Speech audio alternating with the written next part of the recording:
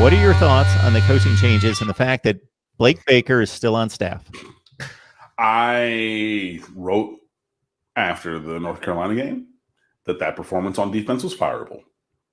And while he is around still as the defensive coordinator for meetings and things like that, Manny Diaz is going to call the defense. So in effect, Blake Baker has been fired from calling plays. If you want to look at it like that. And I think that that's a good thing because, again, does Blake Baker, run a similar version of defense as to what Manny Diaz or style? Yes. But it's definitely, the great value knockoff version versus the name brand version when it comes to the execution of it and the calling of the defense on game day. It's similar but different enough where, the knockoff brand version is enough where you can tell that it's a knockoff brand version. And getting Manny Diaz back on the sticks, necessary. I'm sorry. I would have liked a move to be made at defensive coordinator, as in, thanking Blake Baker for his time, but wishing him well elsewhere. The only thing about that is when you bring in a new defensive coordinator, they're going to want to run their version of defense. They're going to want to bring in their guys. And while you had Ephraim Banda go to Utah State as their head lead sole defensive coordinator and took like a off the field staffer with him and got promoted to a on the field, a quality assurance guy is now their linebackers coach at Utah State with him. That's great. And wish him the best. I think that he did a great job here, especially in terms of recruiting at safety. But you're not going to necessarily bring in a guy and retool everything. So you bring in T-Rob, who we've been talking about for many a year, coming to Miami. Miami native, he coached at Florida, he went to these other places. He was at South Carolina before, Auburn, things like that. He comes in to coach defensive backs. You basically swap Mike Rumph and DeMarcus Van Dyke.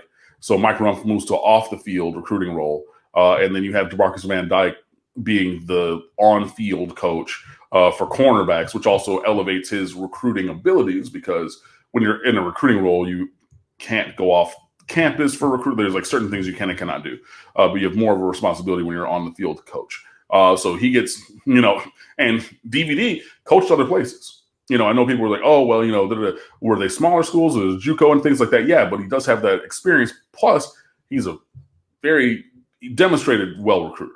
But he now really gets to go into that role full speed ahead. So you're going to have DVD, who did great work behind the scenes. He now gets a starring role on the coaching staff and in recruiting. You have T-Rob, who's one of the best around in development and recruiting. So you have that. Blake Baker stays as linebackers coach. Okay, don't love it, but again, Manny Diaz calling the defense. Hopefully, he's able to cover some gaps that would be there. And then John Packey stays as strikers coach and special teams coordinator. And I know that people are looking at the special teams part saying, well, Miami hasn't had a return this long or whatever, blah, blah. You just had the Lou Groza Award winner for best kicker in America and the runner-up for the Ray Guy Award for best punter in America. You cannot ignore that when talking about special teams. You know what I mean?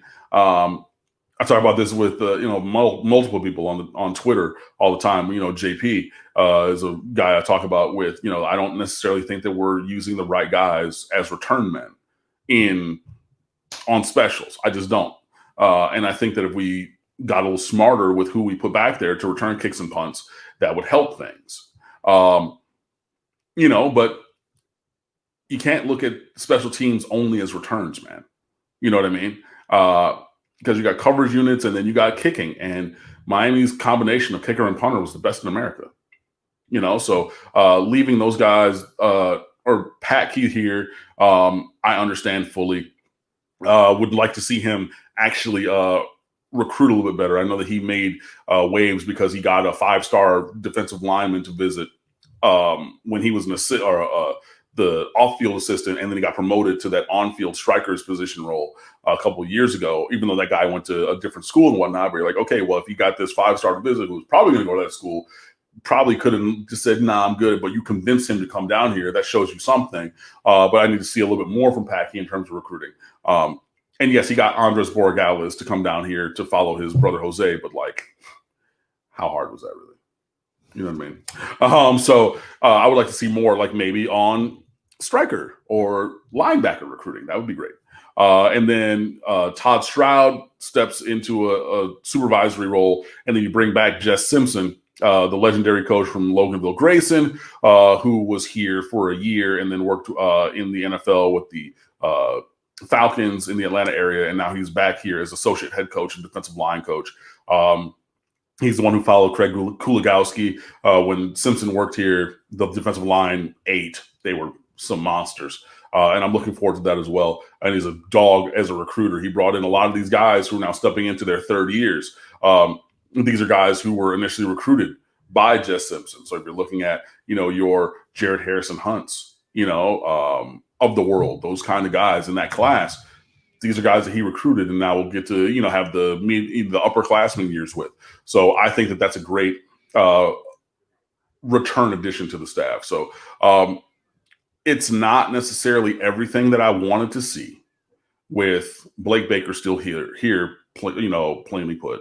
I understand why people are also lumping Pat Key into the same thing, but I think that maybe that's a little short-sighted for me. But it's a home run when you add Simpson, even though Stroud did a great job coaching this year, but you add Simpson, DVD, and T-Rob.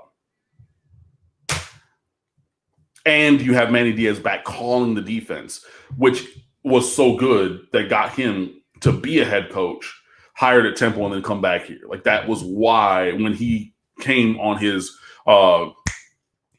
reclamation tour, he got fired at Texas, steps back, works his way up, goes to Louisiana Tech, goes to Mississippi State, comes to Miami, boom, boom, boom, grows up, and then gets a head coaching job. The last step of that was running an awesome defense here. And you got that guy calling defensive plays again.